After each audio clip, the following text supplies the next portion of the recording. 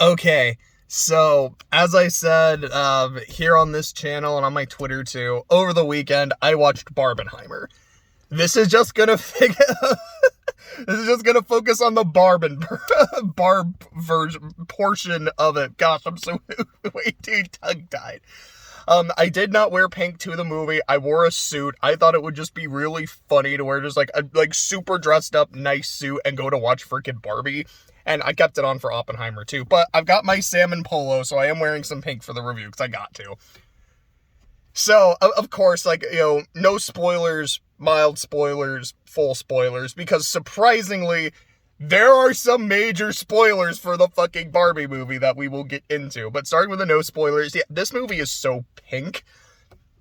In Barbie Land, there's pink everywhere. I heard that there was like a actual worldwide shortage of pink paint because of the production of this movie, and I 100% believe it. On top of that, just the audience was super pink. Like, I watched it with 3 other guys. One of them didn't dress up at all, but one guy was wearing a pink shirt that just said "ouch," and the other guy had pink pants on. It was like we were mostly all ready to go. And then just in the theater, there were a bunch of people wearing pink. Just in the cinema in general, you could tell if someone was gonna go see Barbie. I remember one couple were just like super tie-dyed out. Like, there's a part in the movie where, if you've seen in the trailers, like Barbie and Ken are on rollerblades and they're like wearing tie-dye or some shit. Like, they're super pastel even for this movie, and people were wearing that like exact fit and going to see the movie. It's like, oh, that's great. This dude just looks like Ryan Gosling's Ken. Oh, this is amazing. What I realized pretty quickly into the movie was it's kind of like a combination of the Lego Movie and Elf, which coincidentally all 3 of these do have Will Ferrell in it. But it was just kind of the vibe I got, like the fact that there's a Barbie Land, and the way you get to Barbie Land or the way you get between Barbie Land and the real world is very kind of storybook-like.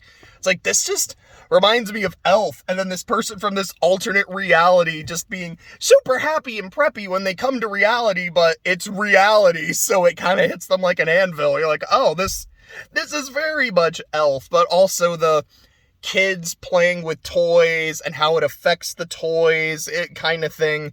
Also pretty Lego Movie-ish. And again, Will Ferrell being in all of them. Something I think it is important to understand going into this movie. This is a movie with a message. It is a movie with a theme. It's that Barbie, essentially, when it comes, and keep in mind, I am a cisgender man. So whenever I am speaking about women and women's issues, it is secondhand account only. This is just my understanding from things I have heard, things I have seen. So everything I say, I feel like it is important. I am saying it with a grain of salt. But it is a movie about what it means to be a woman, about the expectations and pressures on a woman, by society, about how Barbie, on the one hand, can be almost like this beacon of inspiration. Barbie can be anybody. She can be any race. She can be like any body type. She can be an astronaut. She can be the president. She can be an attorney. She can be a doctor. Little girl playing with this doll, she can be anything. And because she is also a woman, you can be anything. And they even talk about that in Barbie Land. They're like, oh yeah, like, this is a society run by women and it's great. We are this beacon of hope to women in the world. They must all love us. But also, Barbie can be seen as this unrealistic expectation. And also just this symbol of... Sorry, I thought I heard a dog barking. I do. It's some of ours. I'm sorry. Me personally, I find them to be really annoying because they it's like, what, 8:30 right now, and yeah, this is about the time where they just start loudly barking, and it very often wakes me up, or it's like I'm getting close to waking up, I just want to relax for a bit, and I just, and I'm like, why are you like this? They are very sweet dogs, though. I have to say that. I don't actively dislike them. I can't, because all 3 of them are sweethearts. The boy, are they loud. But back to the movie. It's how Barbie can create these unrealistic expectations of what a woman physically should look like, and also just kind of a symbol of corporations and corporate greed. And when they do talk about their message of, like, this is what it means to be a woman living in society, there are times where I felt like it's very well woven into the narrative, and it comes across as, like, it very natural. Other times it feels more like the narrative is, I don't want to say like it comes to a halt just so they can talk about the message, but it's almost like instead of it feeling really natural, it comes across as kind of preachy. So if you're someone who is like, I don't want a movie to preach to me, Barbie might not quite be your movie. But if you don't mind it, because again, for the most part, I feel like it works in well, I think it's fine. As for the message itself, it's something I agree with. Like, I remember I was watching a video yesterday that was on my feed, and it was a woman talking about how men shouldn't have hobbies. You're like, oh yeah, if like your guy plays video games, like he's useless, or it's like it's a form of abuse because he's using, what was it? It was something like how he's using your money or the marriage's money, which is thus your money, to buy shit for him. And that's just super selfish. I can't believe that people do this. Like, this is a form of emotional abuse and economic abuse. I'm like, what? What the fuck are you talking about? That is, gosh, I didn't really want to get super political here. It's like, that is what happens. Like, that is the image that people have when they hear the term feminist. They don't hear someone saying women should be treated as equally as men. They hear men are terrible, and I think that's it. It's like the current version of a feminist is not we should bring women up, it's we should tear men down. And yeah, I don't agree with that. I think that's stupid bullshit. I think it should be, no, I consider myself a feminist. I think women should be pulled up. I don't think there should be bars to, equal pay just because of your gender. If you work hard, you should be compensated for it, regardless of your gender. If you're, I don't think gender should bar someone from a political office. It shouldn't bar someone from taking the state bar or like the boards for whatever certification you want. And I don't think that's a radical opinion. I think that's a normal fucking human stance. It's like when I hear people say, like, oh, this movie is so woke. Oh my God, it's so woke because it's talking about like how women should feel important and empowered. I'm like, no, they fucking should. Like, how fucking asleep do you need to be to think that this is woke? Are you kidding? But again, there's a limit to it where you're like, all right, if me buying Street Fighter 6, which I still haven't done, but it's like if me buying and playing Street Fighter 6 is considered abuse to a woman, and that's the point that we're going too far. But from the perspective of women should get equal pay, women should be able to hold any kind of political office so long as they are qualified for the job, yeah, same shit. Like, I agree with that. Why is that considered a problem? Why is that considered woke? The fuck? Okay. But, getting back to the actual movie itself, like, the basic plot is there's two realities. Reality and Barbie Land, where all the Barbies exist in their pastel world, where the Kens exist, where the one Alan exists, played by Michael Cera, and it's fucking great. He doesn't have a lot of screen time in the movie, but for me, it's like, every time he's on screen, it's fucking wonderful. Okay, so anyway, basic plot is stereotypical Barbie, which is our Barbie, that's Margot Robbie's. Barbie? Is there a way I could make that work? Nah. Sorry, I was trying to think of a way to make that a pun, but it's too hot for me to consider that. It seemed and felt perfectly nice when I started this. It's like, oh boy, now I can feel the sun at like 8:45. Fuck, this might be a problem. Anyways, she is starting to have existential thoughts. She's starting to have anxiety. She's starting to have thoughts of death. She's starting to have cellulite. Her feet, which are normally shaped like this and they fit perfectly into heels, are now flat on the ground, and that's awful. She's like, I would never wear heels if my feet were shaped like this. This is awful. And as it turns out, by the person playing with her in reality is having these thoughts, and it is essentially transferring from the person to the Barbie. So she needs to go into reality, into the human world, to find the person playing with her, and as a Barbie, she can just kind of vibe it out to figure out who the person is. I'm like, you know what? I buy that. Why not? Supernatural toy powers. And help that person kind of work through their issues, and by doing that, it'll kind of cleanse her soul of these issues as well. So she goes to the human world. Ken comes with her because, as they even say early on in the movie, it's like, for Barbie, every day is perfect, but for Ken, it's only perfect if Barbie notices him. So, stereotypical Ken who... Okay, I have to say this. I am a cisgender, heterosexual man, and I have a crush on Ryan Gosling. Like, I just love Ryan Gosling, man. This dude is just like, usually for me, he's just really fun in a movie. And he's so fucking funny as Ken. His just vapid himbo energy is wonderful throughout, like, the entire film. And just, yeah, I'm just glad he's here. I'm glad that they go on this adventure together. I'm glad that his job is beach. It's not lifeguard, because he's like, oh yeah, like, I don't really know how to swim. I'm not qualified to save people. It's not like surfer or anything. It's just like, no, my job is beach. I stay at the beach. I enjoy the beach. That's what I do. Like, I don't know why that's so funny to me, but it's fucking hysterical to me. I love it. So while Barbie and Ken are in reality and they're trying to find the person playing with Barbie, the Mattel Corporation, and like, this is, I don't consider a spoiler because this is in the trailers.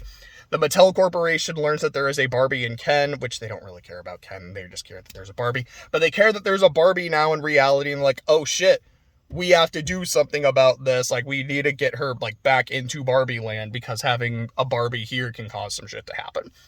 So that is the basic plot. So without going into any mild spoilers or full spoilers, just my personal thoughts on it overall, I loved it. I had so much fun watching this movie. I had so much fun laughing, not laughing at, but laughing with this movie. I kind of want to go see it again. Like, I just had such a good time. Like, I want to go do this again. I don't know if I will, just because, well, that costs money, dear boy. But I had a really good time with it. And like I said, if you're someone who does not like it when a movie or a show, whatever medium it is, kind of takes a moment to actively preach at you, even if it's a message you agree with, you probably won't like this movie. Or at the very least, there'll be parts of the movie that make you go, okay, can we get back to, like, the goofy shit? If you're someone who just does not agree with this message, like, I guess Ben Shapiro apparently doesn't, you are not going to like this movie. If you are someone who does like the message, you probably will like the movie. And if you're someone that can just say, I don't care about your message, I don't care about your themes, just give me a good time, I think you're going to have a very good time, because we're just like, let me let you in on a little secret. Life in plastic is fantastic. But that's all for the no spoilers. So going on to the mild spoilers, which is, normally this is where I would talk about, like, specific set pieces, but honestly, I'm just going to talk about a bunch of jokes that made me laugh. So one of them is so the first trailer of the movie, where it's like, you know, girls played with baby dolls, and then Barbie happened while the 2001 music is playing, that I thought it was just a really funny trailer. It's actually the first scene of the movie. And then right after that, like, you get Barbie Land, and then you have Barbie waking up, and it's her perfect day, and hi Barbie, hi Barbie, hi Barbie. At one point she's waving to the Barbies in space and shit. And there's music in the background just kind of narrating her day. And at one point there's an acronym for pink, and I don't remember exactly what it was. It's like P, perfect, I, incredible, N, no problem. K, cool. It's something close to that. I know the P and the K, like, those stuck out to me. But after she starts having her existential thoughts, the next day when she wakes up, like, her day is less perfect. The lyrics are starting to reflect that. And so it's like, P, panic. I, issues. N, not cool. Like, I don't remember the I in the end. And then my favorite part that had me fucking howling was like, K, death. I laughed so fucking hard at K is for death. There's a line later where Alan is talking about how he wants to go to the human world too because he just doesn't like living in Barbie land. He's like, no one's gonna care if an Alan is there. Do you know how many Alans are just living in the human world and no one notices? NSYNC. Every member of NSYNC. Yes, even him. All Alans. That got a good laugh out of me. This is not a scene that's particularly funny. It's actually like a really emotional scene where Barbie is in the human world and she's trying to like use her toy clairvoyance, I guess, which again, weirdly makes sense to me, but to like feel out where her person is and what they're feeling. And so she gets these visions of a woman and her daughter playing with the dolls, but then the girl growing up and kind of becoming more distant from the mom. And it really hits her. She's like sitting on this park bench and she starts crying a little bit. And then she looks around her and she sees all these different people on the bench. You know, some of them are really happy and she's kind of laughing along with them. And then she sees these other people who, I think it's like this one guy by himself, like on his phone. It looks like he's getting sad. And so she's kind of letting herself feel sad too. She's letting herself feel human emotions. And then she turns to her left, or maybe it was her right, but she turns to the side, and then there's this old woman there who's just kind of sitting, minding her own business. And Barbie just kind of stares at her until the woman stares back. You're beautiful. To which the woman says, I don't remember exactly, it was something along the lines of, yeah, I know. I was like, I got a good laugh too, but it's just this really human moment that I thought was really good. And there are definitely moments like that throughout the movie. There's a lot of funny shit, which I will get back to. But I had to shout this out. To me, is one of the more memorable scenes in the movie. There's a scene in the movie where, because of plot shit that we will get to, Barbie is now, she's just kind of like given up. Like, I don't think we can do this. I don't think I can be successful. And she basically just becomes like Depression Barbie, which cuts almost immediately to an ad for Depression Barbie. And it's a bunch of kids in a fucking ad playing with this Barbie. And like, yeah, she comes with a big tub of ice cream that she can eat while watching Pride and Prejudice for the 7th time. And then it just shows a fucking scene of, I think it's Colin Firth, or maybe it's Hugh Grant. I don't remember which. I think they've both been in Pride and Prejudice at some point. But it just like cuts to a scene from Pride and Prejudice. And like, dude, I was crying laughing. It was so funny. I don't remember the name of the actress, but there's a weird Barbie. And the idea is that like, oh yeah, basically if someone is just like playing too hard with their Barbie, the Barbie kind of goes nuts, and then so you get weird Barbie, and every time she's on screen, it's a fucking treat. She's hilarious. When Barbie meets the little girl that she thinks has been playing with her, the girl just gives her this epic dressing down about, it was like, yeah, Barbie creates unrealistic standards. No woman in the world is thankful to Barbie for existing. You are just a shill and a like object for a corporation to send me. And at one point, like in the dressing down, she just calls her a fascist. And like that part, like the whole thing is like, this is really over the top and mean spirited. Okay, that was pretty funny. I said this earlier, how Ken's job is just beach, and it makes me happy. And then, as you may or may not be aware, during the end credits, the song that is playing is not Barbie Girl, but there is a sample of Barbie Girl. So you do get to hear the I'm a Barbie girl in a Barbie world. It does technically play in the movie. It's not the same per se. And as someone who grew up when that song was popular, which is like, boy, I am aging myself. I mean, I turned 30 next month. Holy fuck. Anyways, It's like, okay, you got the song in. I would have liked it to just be the song, but that is my own personal nostalgia. This is fine. This is acceptable. So that's all for mild spoilers. Now we're going to go into the full spoilers. I will give a countdown. 5, 4, 3, 2, 1, boom. So, when Ken goes into the real world with Barbie, he starts to both of them realize, wait a second, this is not a world that is run by women. This is a world that seems to be run by men. And while Barbie is very confused and is kind of scared and upset, Ken is very confused, but becomes really fucking excited and gets into the idea of the patriarchy and becomes just obsessed with horses. It's just like the symbol of the patriarchy, which it's like, I have to put that in full spoilers, but it's just the fact that he gets really into horses is really funny to me. But he gets really into the idea of the patriarchy. He's like, I gotta bring this back to Barbie Land. So Ken goes back to Barbie Land, teaches the other Kens about, like, this is what it means to be a man.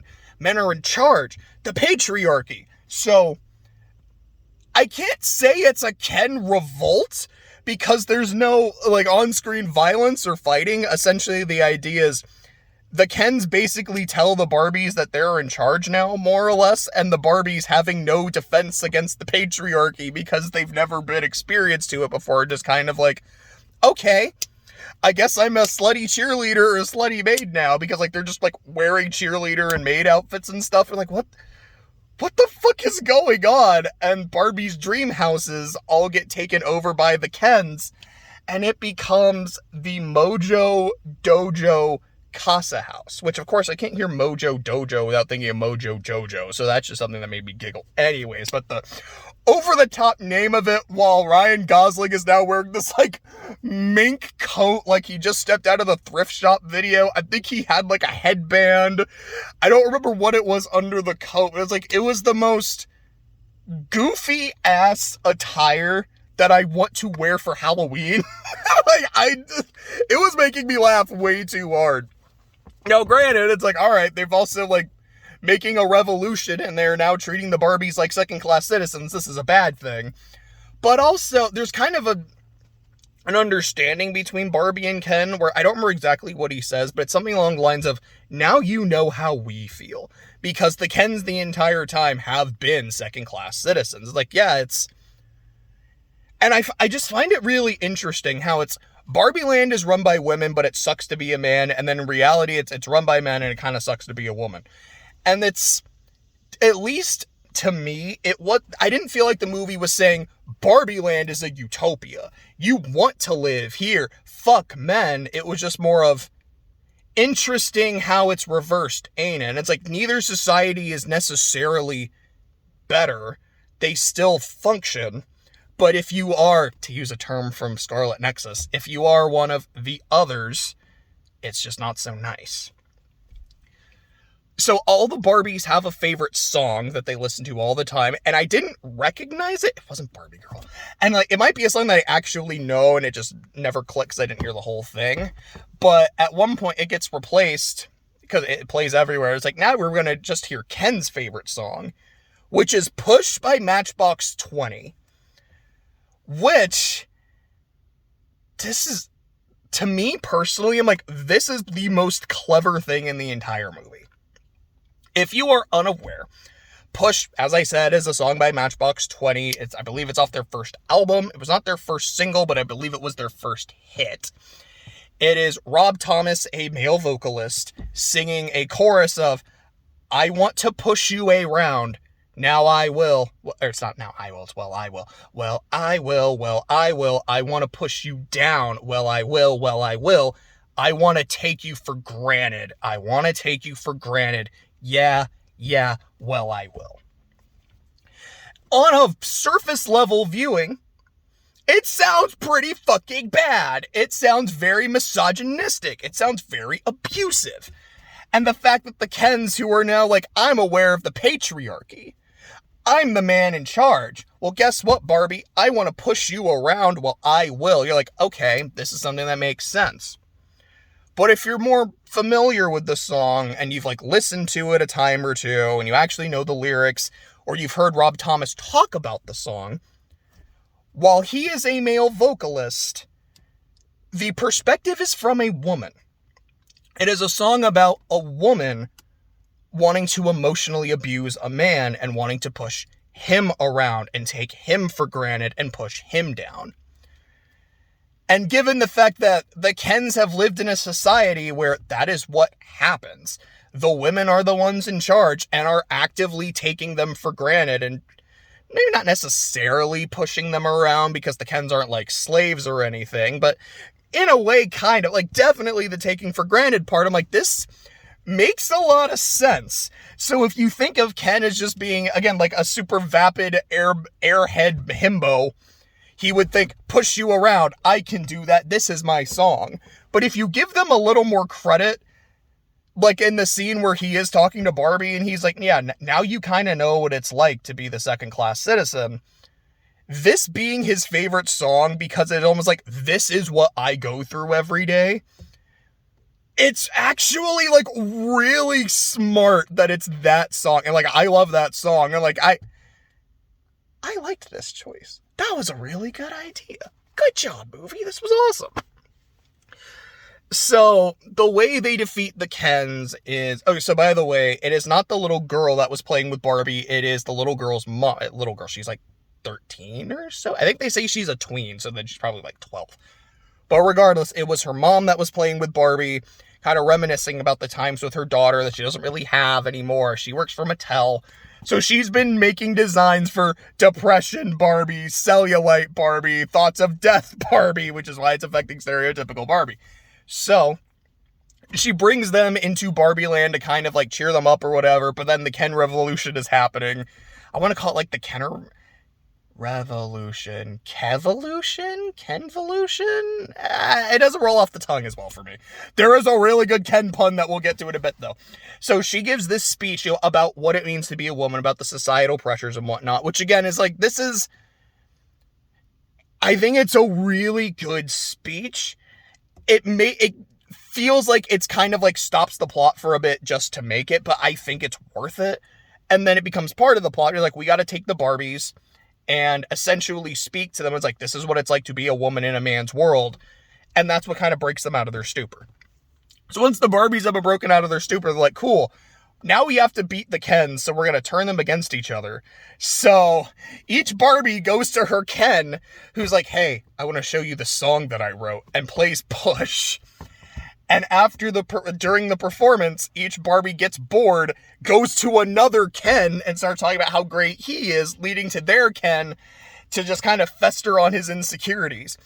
Which leads to a Ken off, it happens on the beach. I'm assuming this is what a beach off is, which is a bunch of Kens on the beach fighting each other like it's fucking D-Day.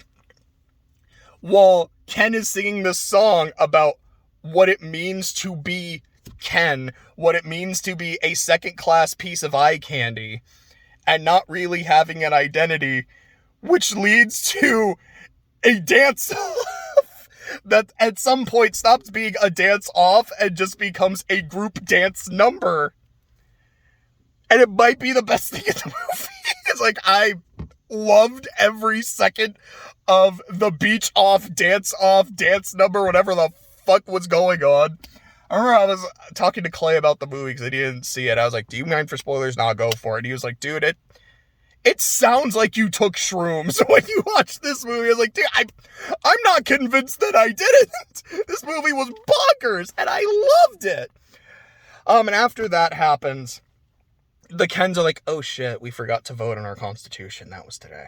Fuck. So the Barbies are now back in charge. They get their dream houses back. Ken is upset because his Mojo Doja Casa house is gone. And he has a heart-to-heart with Barbie, which essentially comes down to Barbie does not love him, but that's okay because his identity should not be tied to Barbie's. And the fact that it was in the first place is a problem. And it's not just like, yeah, Ken, why is your identity tied to a woman, you piece of shit? They're like, no, that is kind of how our society works. And that is something we should try to strive to fix. So Ken needs to go, find himself, go on this journey of self-actualization, while Barbie decides, I don't really want to stay in this world. I want to go into the human world. So, So the Ken pun is Ken later ends up wearing a shirt, which, the way I remember it, it was like this tank top with like these fucking tie-dye splotches that just says, "I'm Ken off." And I remember looking at it, and not only did I laugh, I was like, I need that. I want something that says, "I'm Ken off," and I would wear it with pride. It's wonderful. I loved it. But Barbie wants to be human, and she has a talk with this old woman that works at Mattel that she met earlier in the film when she was trying to escape Mattel. And the woman, of course, is supposed to be Ruth Handler, the creator of Barbie, which I did not know was named after her daughter, Barbara Handler. And they have this conversation about, like, look, I might be the creator of Barbie, but you don't need my permission to decide you want to be human. But as the creator, I have a responsibility. Is this actually what you want? Human beings, as you might have seen in the trailers, like, have one ending. But as Barbie, you have multiple possibilities. That's why I created you the way that I did. Do you want to give up on all of that to experience being human? You can if you want, but it's up to you. And so, Barbie just kind of takes this moment where she closes her eyes and she just kind of, again, like earlier in the movie, feels and experiences what it is like to be human and decides, yes. So you cut to the human world where her human friends are like taking her to some kind of appointment, and she's wearing like this nice, I think it was like a brown suit, and she's, oh God, sorry, I'm just remembering the part where Ken is kicking her out of the Mojo Dojo Casa house and is throwing all her outfits out, and it like displays the outfit in the air like it's this wonderful product, and then it just crumples to the ground. But she goes up to see the reception. She's like, "Hi, I'm here to see my gynecologist," and that's how the movie ends. Fuck, it's hot and sweaty, but I'm just about done. I've said everything I want to say. As I have said, it's a movie I fucking loved. If you've seen it, I really hope you loved it. If you haven't, I don't want to be that asshole and be like, if you haven't, well, what's stopping you? Because, yeah, I mean, schedules get in the way, shit happens. But if you haven't, I do hope you go see it. I hope you have a good time. I will go ahead and say, hopefully I'll talk about Oppenheimer later today. I liked Oppenheimer a lot. I liked Barbie a bit more. I had more fun watching this movie. But Oppenheimer's also, I don't want to say Oppenheimer's a blast, but it is. I really enjoyed it. I would recommend the double feature. Like, it was a fun meme to do, but also, like, I saw two really good movies in one day. This was dope. If you've got the time, if you feel like it works in your budget, I would highly recommend going and seeing one of them, or seeing both of them. If you can only see one of them, it just depends on your preference. Me personally, I would say you can't go wrong with Barbie, but also you really can't go wrong with Oppie, which they do call them that throughout the movie. I hope you've seen them both. I hope you're able to see them both, and you have a good time and a good start to your week.